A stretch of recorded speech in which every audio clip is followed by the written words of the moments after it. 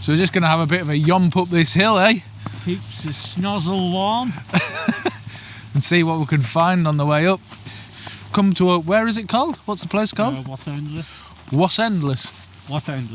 What Endless? We'll put it on the screen above. Yeah, we will. Seeing as neither of us can talk. But yeah, it's just going to have a wander up and see. We noticed on the way in, actually, there was a lot more light up this end. So... As well, where before it was... Take your mask off, man. Can it hear now? It was lovely. I just wiped my nose.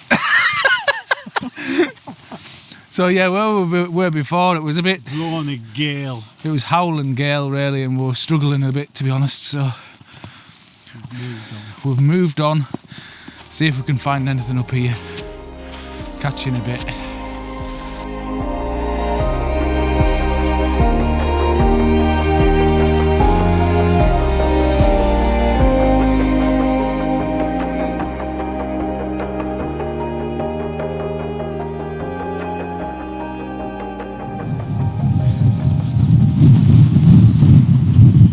So hopefully, guys, you can see and hear me in this wind and rain.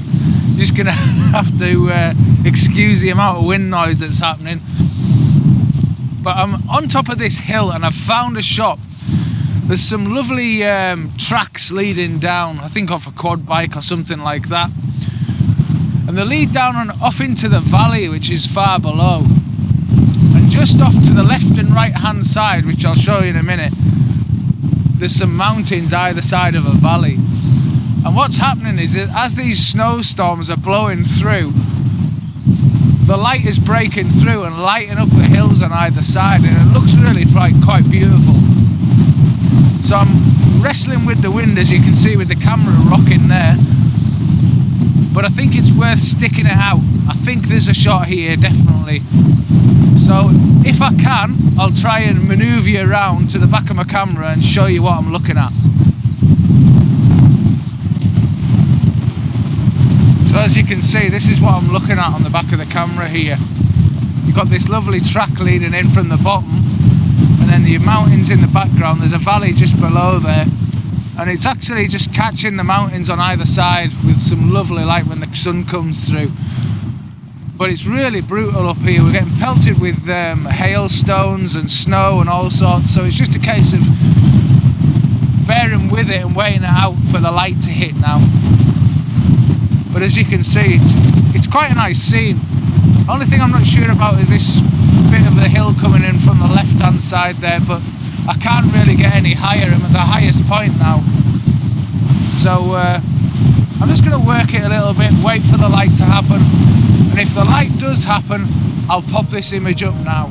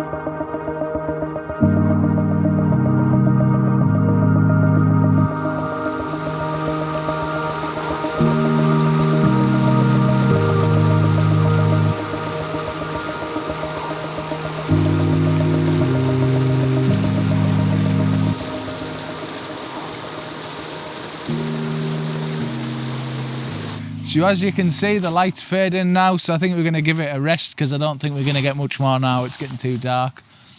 It's been a cracking day though. I spent some time just before I came back up here, just down at the other side of Ashness Bridge, and I said I wasn't going to shoot it, but I didn't want to take the normal shot, so I shot the far side of it just for something different. I think it's got a better look about it from the other side. It's not the usual one that you would see, and I think it's cutting out the sky. I cut out the sky in it so that there's absolutely no sky at all. It's just cropped off at the top of the bridge, and by the bottom, and I think the actual flow of the water is enough interest in that scene, to be honest with you. Yeah, and you're always in such a rush. With your life playing from the stereo. Oh.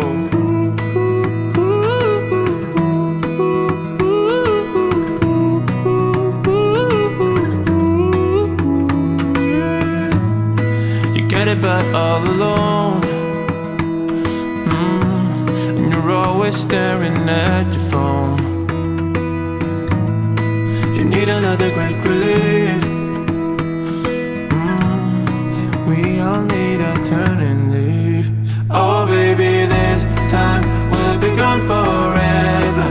Never in a lifetime will you see us back here again. So come before it's too late. Hurry now, cause I can't wait. Let's put on our anthem. We'll be singing all night long, all night long.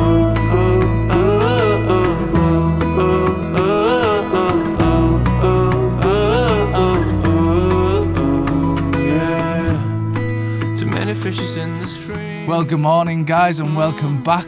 We've come back to the Lake District and I'm with Bri Barnham again today. We've come to explore Latrig this morning, which I haven't been to for absolutely ages. And it's quite a nice morning actually. You've got some atmosphere and some haze off in the distance back there. The light's just starting to catch, and even though it's getting on for, yeah, it's 2 minutes to 9 now, so the light's really late in coming up. But it's still quite soft. So you've got the mountains and everything in the background there, and there's quite a lot of low cloud and haze. And the sun actually hasn't risen from behind the, well, it's just above the other fells off in the distance there. But it's muted because it's behind a whole bank of cloud. So I think we still could get a little bit of sort of atmosphere and colour back there. So I think it's a case of just playing around with a few things. It might be a long lens shot, something like a panorama or something like that. But yeah, pretty nice shot so far this morning. I'm going to have a little bit of a play around and see what I can come up with.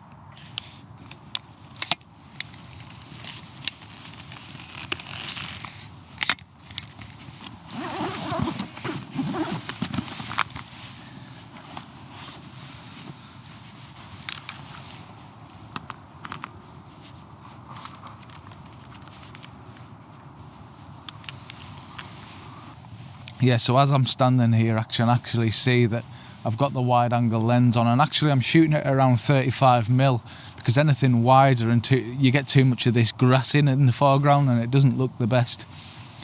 So I've taken a shot at 35mm just of the wider scene, but I think definitely it's going to be a longer lens shot. I can see some haze and some atmosphere and some cloud over in the hills down Borrowdale Valley there.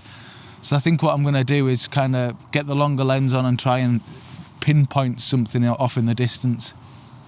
Now sometimes for me this is the key to having a high vantage point, is to be able to be in a position where you've got lots of different compositions all the way around you, especially with weather like this where the sun isn't so harsh and you can kind of pick out little vignettes all over the landscape. We were kind of hoping for a bit of maybe a cloud inversion this morning, but I just don't think it had been cold enough during the night. But even though we haven't got that, there's lots of little things I can see in the landscape to pick out, and that's a key point.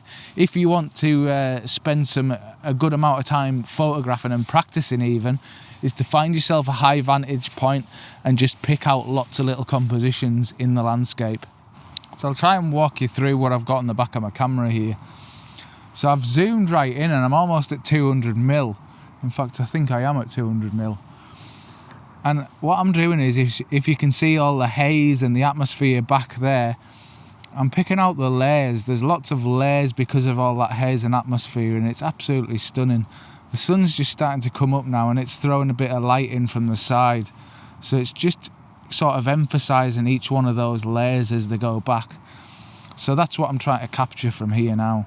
So I've taken a panorama all the way around, and it's stunning, really is stunning. But now that I'm focusing in and picking out the layers in the distance, I think I actually prefer that shot. I'll pop both of them up, but I actually prefer the one with the layers in, and it's tighter in shot.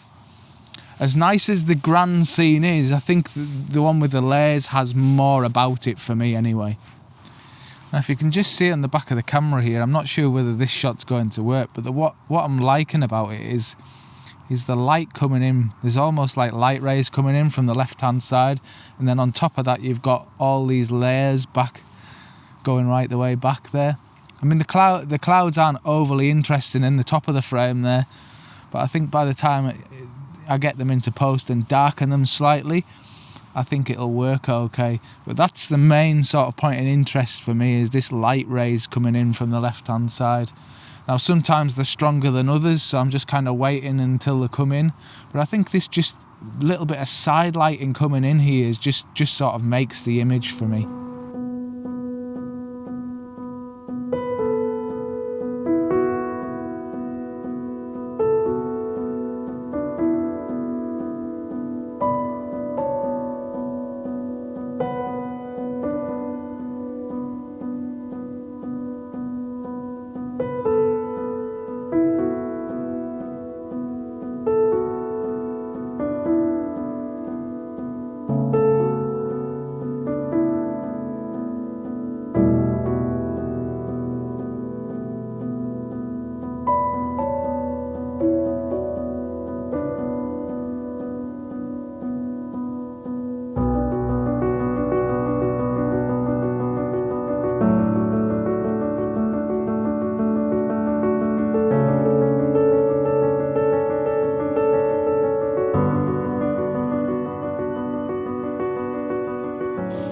Now what I'm actually doing with this next shot is not the best idea probably, but shooting straight into the sun. And what I want to do, or what I'm actually doing, is I'm not actually focusing towards the sun. So I'm shooting towards the sun, but I'm tilting my lens down so that the actual sun itself is above the lens. And what I'm focusing on is back in the... Oh, just about fell off the stones there. Back in the distance, there's lots of those layers again, and you're getting the warm glow from the sun just lighting those layers up. So that's the part that I'm actually focusing on. And I think it'll make for a really interesting image, because you're getting that sort of warm glow into the scene. The sun isn't so harsh that it's causing me any issues with lens flares or anything like that, because I'm escaping that. But just trying that is just shooting towards the sun and then tilting the lens down, and then I'm getting the valley below. And I think it'll make a really, really interesting shot. And if it has, I'll pop it up now.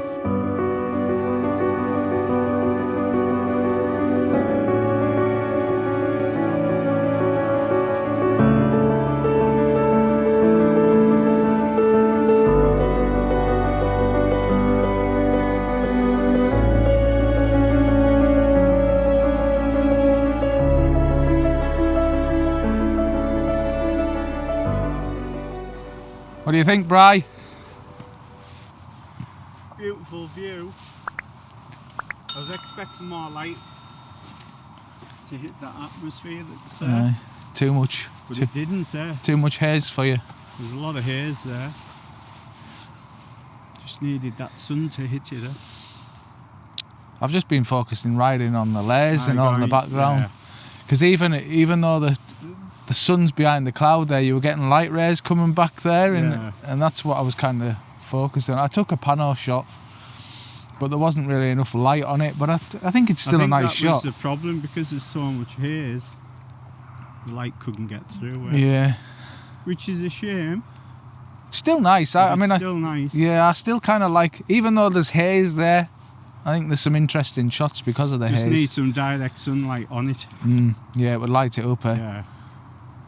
Because if you don't get that, it tends to look a bit flatter. A bit flat. Flat! A bit flat. So, just while we're stood up the top here, if you notice, just down here, if I can point it out, there's an island just there. And while I was stood up here, I noticed that all the reflections in it and the water had gone calm around the island. So I just thought I'd try and pick it out with the 70-200. But I couldn't get in tight enough, so I put it into Super 35 mode to crop right in, and I think it'll make a really nice square frame. difficult to tell, but on the back of the camera, but it looks nice. It's just it's almost abstract in a way, but I think you'll be able to pick out the detail of the trees and everything in the final shot. But I think it'll work really, really well. So I've had to be relatively quick again here because the patterns they came back on the water and they're kind of disappearing again. But I grabbed a shot actually around that island where the water patterns were circulating around it, just to give it, I don't know, just to see if the patterns would make it a bit more abstract, which I think they have. I like both shots. I like the one with just the reflection of the island in the water, and I also like the one with the patterns around it, just for something different. What I'm going to do is pop both images up on screen, and if you let us know which one you prefer. I'm not entirely sure of which one I prefer at the minute until I get them back on the computer, but I think they both have the merits, to be honest.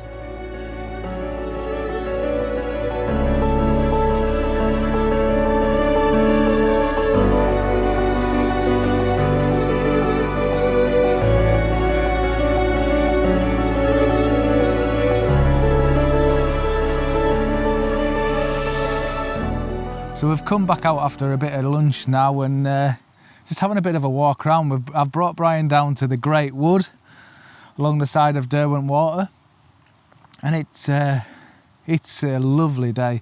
We're getting some beautiful light back in the hills. That sort of haze and mist is still sort of hanging round.